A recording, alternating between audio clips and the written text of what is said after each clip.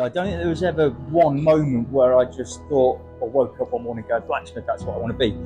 I always loved medieval history as a kid, and I was always fascinated looking at swords and axes and suits of armour. I've always enjoyed working my hands as well, ever since I was a little kid playing with Lego, loved making stuff.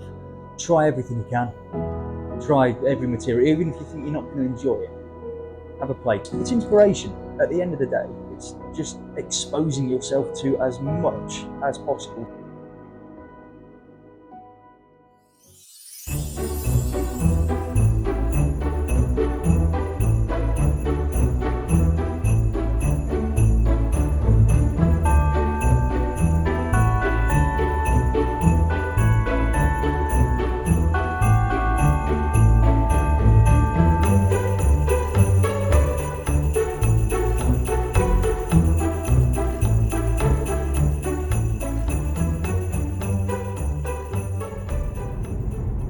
I'm on my way out to somewhere a little bit different this morning. I'm actually going to a blacksmith's forge.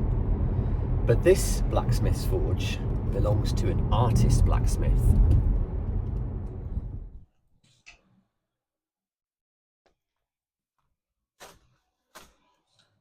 Morning, Chris. Morning, Dan. So, How you doing? lovely to see you. This is it. This is your workshop. Yes. Does the job nicely? Yeah. Chris Hughes is an artist blacksmith based in the West Midlands near Solihull. He has had his own business for over 10 years since graduating from the Hereford College of Arts, and I was keen to find out all about his journey, how he had come to having his own forge, and what a typical day in the life of a blacksmith looks like. Yeah, so at the moment I am making one of these. So just a little late, no, it's called a blacksmith's knife because it's all made out of one piece rather than having a steel blade with a wooden handle attached to it. Yeah. They are the sort of thing that I learnt to make while I was doing a little bit of work experience with a blacksmith over in Bromsgrove. It's the sort of thing which I've learned I can market and sell fairly consistently throughout the year, but they do work quite nicely as Christmas presents for people. So I'm trying to build up a stock of those sort of lower value items at the moment to sell at shows direct to the customer and online as well through my shops. Whilst blacksmithing can be considered to be a very old and traditional craft, practitioners such as Chris need to thrive in the modern world, and this is where his training and education proves to be invaluable. I spent 3 years at Hereford College of Arts where I got a degree in artist blacksmithing. And a lot of that was the technical side of things, learning how to move the materials, forge maintenance, tool making, all of that sort of stuff. But there was a huge amount of practical. You were trained to do this. But during the second and third year, there was a large amount of business studies involved as well. All of the tutors were practicing craftspeople and artists. So you had that insight beyond the college bubble. You had that insight into the real world. They talked to you about how they sell their work, how much they charge for their work, how long it takes to develop a piece that they're happy with, where's that line between something that they are happy with and something that they're not. And you geared up to run your own business come the end of it. One of our final projects was to build a business plan, the idea being you graduate, you walk into a bank, you give them the business plan, they give you a loan and you're off. The course that Chris undertook at the Hereford College of Arts is quite unique in offering a BA in artist blacksmithing, delivering a combination of technical skills and business acumen. I was, however, fascinated to delve further back to discover where his interest in metalwork and craft skills first began. I always loved medieval history as a kid, and I was always fascinated looking at swords and axes and suits of armour in museums. I've always enjoyed working my hands as well, ever since I was a little kid playing with Lego, loved making stuff. And my dad was a DT teacher at a local school, so he had a bit of knowledge about lots of different materials, had access to the kit. So when I got bored during summer holidays or Easter holidays, or even on a weekend, he used to take me into the school workshops and set me a project, use me as a guinea pig for projects for students the following year. So I had a chance to play around with lots of different materials as a kid. I did art and DT right the way through school. Found out quite quickly that I wasn't really that good at 2D stuff. So drawing, painting, even photography wasn't really my forte, but give me a lump of clay or a block of wood and glue gun and I was away. I loved it. So played around with different materials, started working with sheet metal at school during my A-levels and loved that. Loved working with the brazing hearth, getting the material warm and manipulating it. So mum and dad decided to buy me a weekend course for the blacksmith for my 17th birthday, and that was it. Hook, line and sinker. I just fell in love with the craft. It was a perfect balance of getting my hands dirty and moving the material. It brought in that sort of historical element because the basic kit hasn't changed much. The techniques, the tools haven't changed much for the best part of 2,500 years. So it was a real step back in time. And it was a nice outlet for that creative element that I'd been looking for. I did a bit of work experience with a prototyping company. And I discovered I didn't really enjoy that. Although I was making bits and pieces, it was too constrictive. I didn't have that playtime, which I knew that I really enjoyed. So being able to just grab a lump of steel and go, right, I'm going to see if I can make this shape, and running with it, I fell in love. GCSEs, aside from the core subjects, I did history, art, DT. Onto A-levels, I concentrated on art, so I did an A-level in double art, and I did DT, as well as critical thinking, which was basically learning how to argue. Hello, I'm sorry for the brief interruption, and I promise to keep it brief. Firstly, thank you so much for watching this video. If you're not already aware, this channel is purely a voluntary project. I set it up alone, and the goal is to help and inspire young people with creative ideas and advice that will hopefully see them successful in forging a career in life. However, it can't succeed by itself and without support. So if you haven't already subscribed, I'd really appreciate it if you could do so. It's entirely free, and as well as meaning that you get notifications of any new videos arriving, it just also really helps the channel to grow. So all you need to do is check below this video or any others, and there'll be a subscribe button if you haven't already done so, if you're not already a follower. Now, if you enjoy this video and any others, please give it a thumbs up and do leave a comment if you'd like to do so. But most importantly of all, if you know anybody who would be interested in this channel and the content that I provide, might be young people, college students, those looking for interesting career choices or inspiration or advice, please do share the channel. Dan's Creative Creatures. As I say, the main purpose, the main goal of the project is to help young people. Thank you. Back to the episode. So because I was doing double art and DT, I essentially had 10 hours, if not more, a week of creative subject. Any time that I wasn't scheduled to be in a lesson, I was able to use my free periods and go into the workshops and continue working on my projects. At this time, I'd already done that weekend course with the blacksmith, so I sort of knew my way around a forge. It just so happened that the grammar school that I was at, the workshop, DT workshop, had a little gas forge that I don't think had been used for about 4 years before I came along. And I spoke to one of the teachers about this experience weekend I've been on. He said, "Oh, we've got a forge." I went, "What do you mean?" He said, "Yeah, it's that thing under a rag in the corner." It took me, the teacher, and one of the technicians about 10 minutes to work out to get it going, and then they gave me a hammer and a pair of safety specs and said, "You know more than we do, don't hurt yourself." So every free period I had during my second year of sixth form, I was on the forge, honing what I'd learned, playing around, experimenting. I made a set of 3 hanging basket brackets for a local historical property. It's one of my final projects. I also made a large metal plant out of sheet stainless, which, looking at it now, is a bit rough and ready, but at the time I thought it was fantastic. There are various ways in which to embark upon a career in blacksmithing, but it was clear that Chris always preferred the option to go it alone. By doing so, it has enabled him to build his 3 income streams of core products, commission work, and running experience days within his workshop.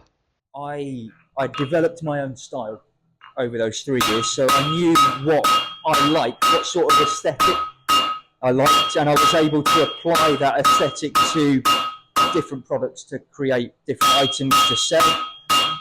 But there was a real leap between finishing university and actually setting up by myself. It was a massive leap of faith. So there are forging companies out there that have several members of staff.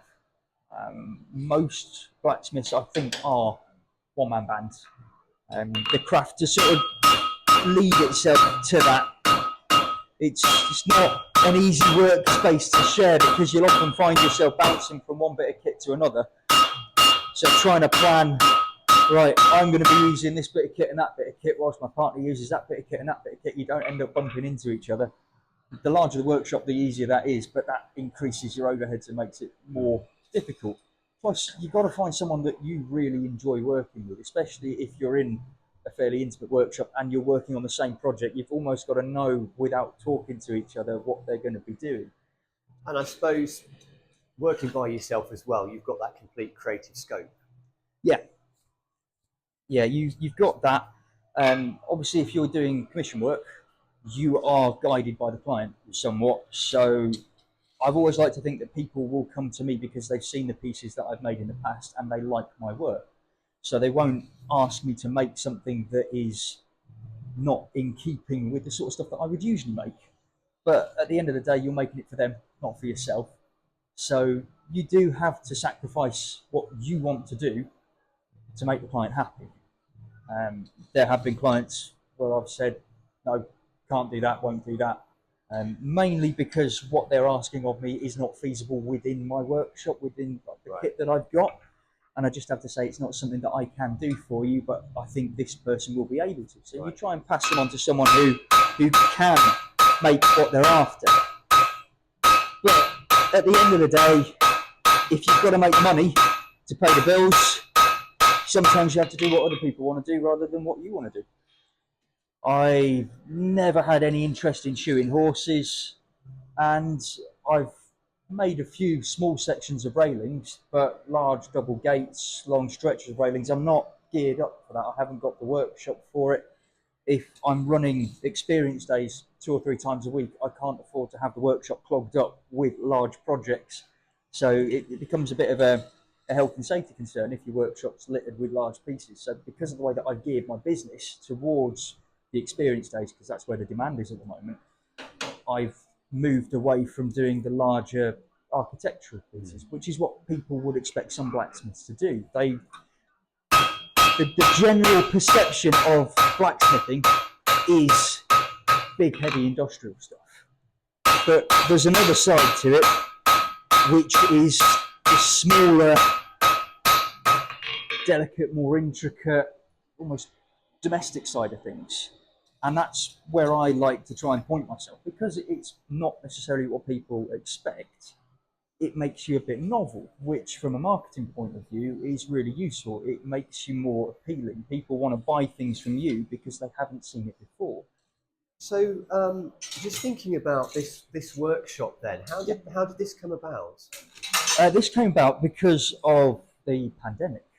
I had been in a previous workshop for about 7 years when the pandemic started, and at that point I've been looking for a new workshop for about 3 or 4 years. I was unable to run my experience days because of social distancing. The shows where I'd sell most of my work weren't going ahead because of social distancing and lockdowns, so I needed to try and sell the work that I had in stock. So I got in touch with the owners of the garden centre, asking if I could rent one of their little concession stands at the front as a pop-up gallery. They said, we're really sorry, but we haven't got any of those available at the moment, but we've got a scrap of land at the back of the site and we could build you a workshop if you like. It'd be good to have a blacksmith on site. The main reason that I was growing out of my old workshop is I knew that the experience days were one of the largest parts of my income. And to increase my income, I needed to expand upon that. At the time, I only had room for one forge, so I could only teach 1 or 2 people at a time. By moving into a larger workshop, I could set up a second forge, which means I can then run a course for up to 4 people at a time. I could do group things. I could have groups like the WI coming in, and a group of 10 people stood around and watching me. So it increased the scope of what I could do. Chris's workshop has been built for his specific needs, with careful consideration for how his business might develop in the years to come.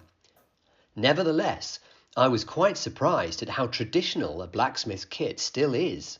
So the basic kit for smithing boils down to your 3 H's. You've got holding, you've got heating, and you've got hitting. So the forge is a really crucial bit of kit, being able to supply that heat to get the material up to a point where you can move it. You've got to be able to hit material, so you've got a variety of different hammers that do different jobs, create different shapes, and you've got to have a decent surface to work against. That's where the anvil comes in. Now, the anvil does almost as much work as the hammer, so the bigger the anvil, the more work it's going to do for you. So this anvil is about, I think, 110 kilos. It's about 120 years old as well. It's something that you can pick up new, but it's not really a need. Well, I was going to say, this is, I mean, when you think about a blacksmith, the anvil is such a traditional... Oh, it's a core bit of kit. It hasn't really changed. No. I mean, when I take people through an experience day, I introduce them to the kit, and I say, this is the forge, this is the primary heat source you're going to be working with.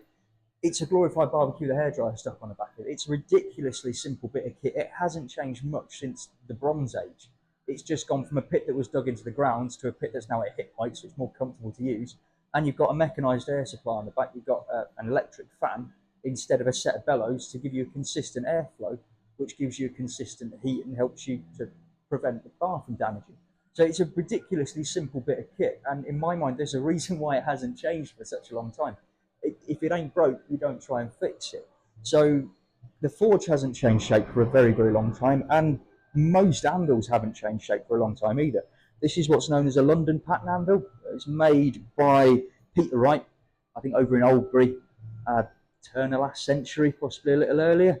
And because it has been used properly, it's in near enough the same condition it was when it was first cast. I've had to do a little bit of repair work to it to bring some of the corners back and smooth off that surface. But it should outlast me. I should be able to sell this on to some other young thing when I decide to retire, and they should be able to get 50, 60 years worth of work out of it as well.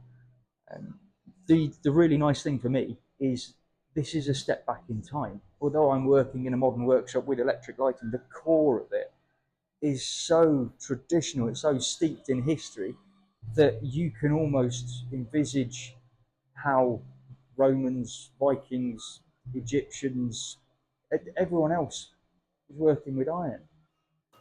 Although Chris's workshop is very well thought through, there is one piece of kit missing that he plans to acquire as soon as funds allow, which is a power hammer.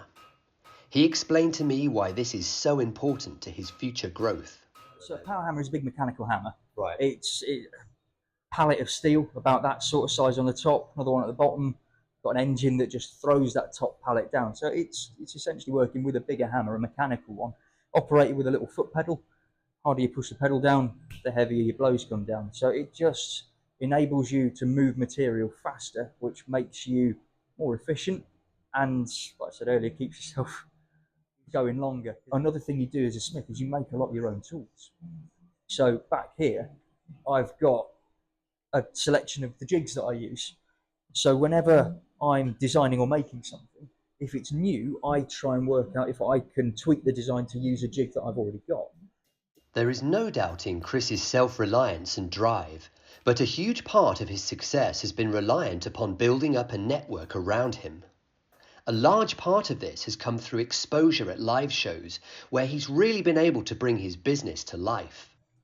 Doing the shows, being out there in front of, so for example, the autumn show, I think they had something like 50,000 people through a day.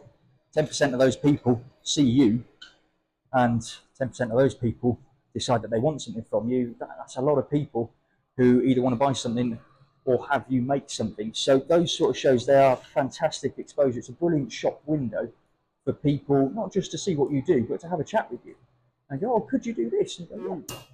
About 2 years after I'd set up for myself, I saw a group called the Cotswold Craftsmen. I think it was at the Three Counties Agricultural Show at Malvern, and I approached them about becoming a member.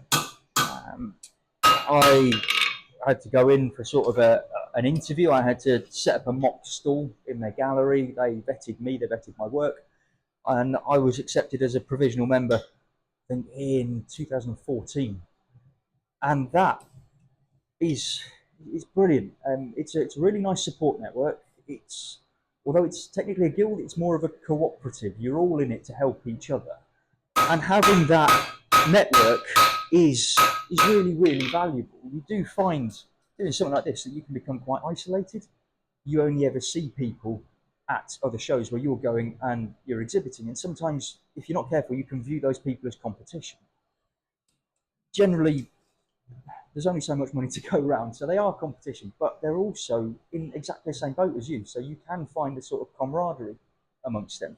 And being a member of the Cotswold Craftsmen has helped me with that. It's given me a little bit more of a social side to things.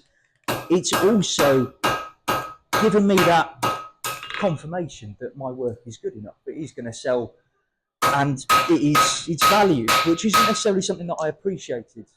So I am the only blacksmith in my guild. I have contact with other blacksmiths through other guilds, but I talk to glassworkers, photographers, painters, and although their work is very different to my own, at its core, you are working in the creative industry, so you are valuable to each other.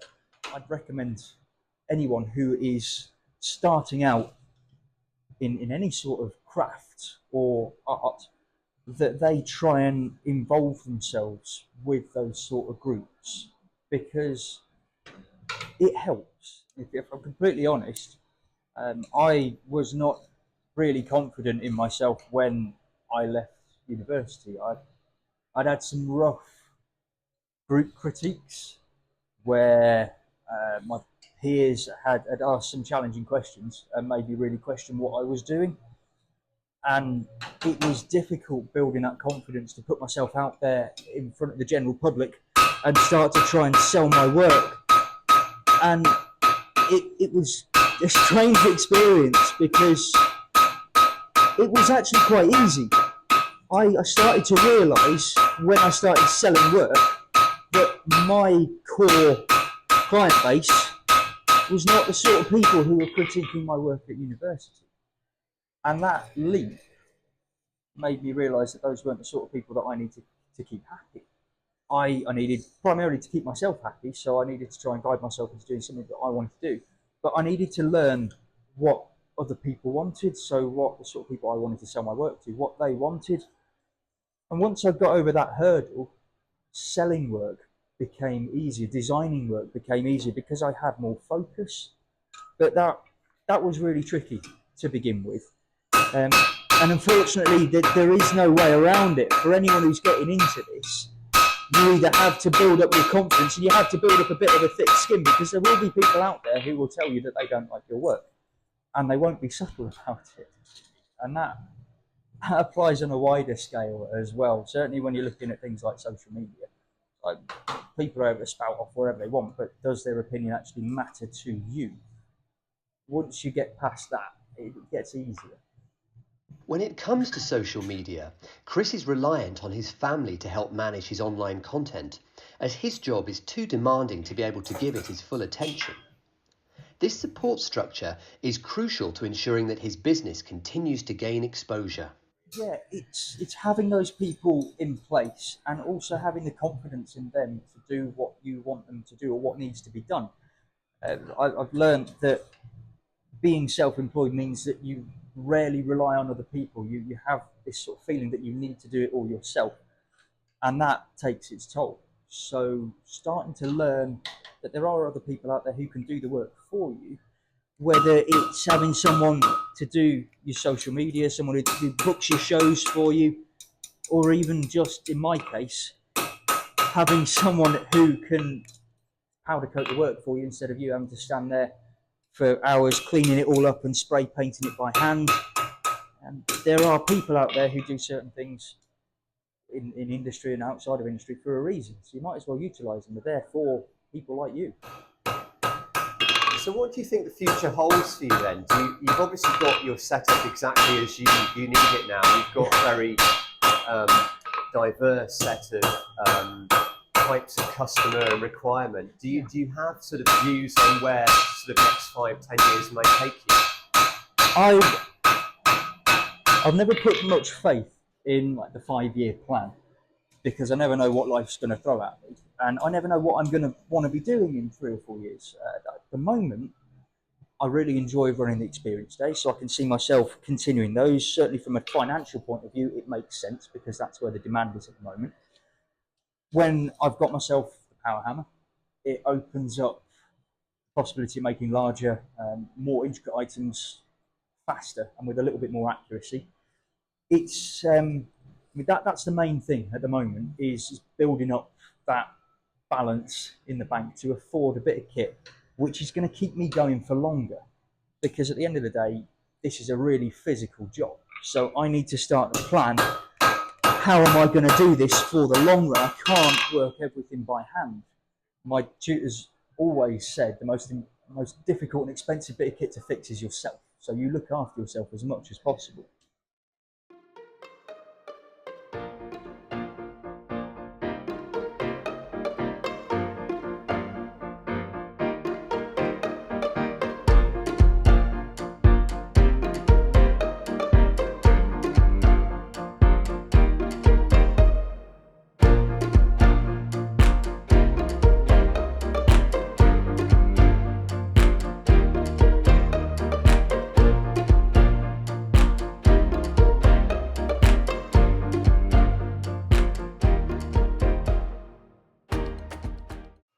As I got ready to leave the workshop, I asked Chris if he had any final thoughts or words of advice to students who are considering training in a craft-based profession. Try everything you can. Try every material, even if you think you're not going to enjoy it. Have a play, because if you've tried it and you know you don't enjoy it, it helps you narrow down that choice. Don't be too blinkered to start with. I think if you concentrate on one thing too much, and then you realise that you don't enjoy it, you will find that you've lost out on lots of other opportunities along the way. So it is good to have drive and it is good to have focus, but you want that variety. I think that's really, really important. I mean, during the first year at Hereford at university, we were encouraged to go into all of the other workshops available to us. So although there were blacksmiths' forges there was also fabrication workshops, there were small metals workshops where you could do a little bit of almost jewellery work. There were ceramic studios, there were woodwork studios, there were fabric studios. We were encouraged to just go in and have a play with all of it, because although you may not end up incorporating those materials into your final pieces, it's having the experience, and it just broadens your horizons a little bit. So fantastic morning here with Chris in his workshop forge. It just goes to show that a traditional sort of heritage craft like this, blacksmith, we think about it, it goes back thousands of years. But in the modern world, there is definitely a place for crafts like this. What Chris has had to do, obviously, is diversify. He has got his products, that he's come up with in according to what the market wants. He's able to sell those at certain places. He will take on commissions, but he will also get involved with workshops where he's able to use his skill and passion to bring his craft to life. And so, having those different areas, those different strings to his bow, enables this to be a to be a viable profession. And he's got an absolutely fantastic setup here, and it's brilliant to see.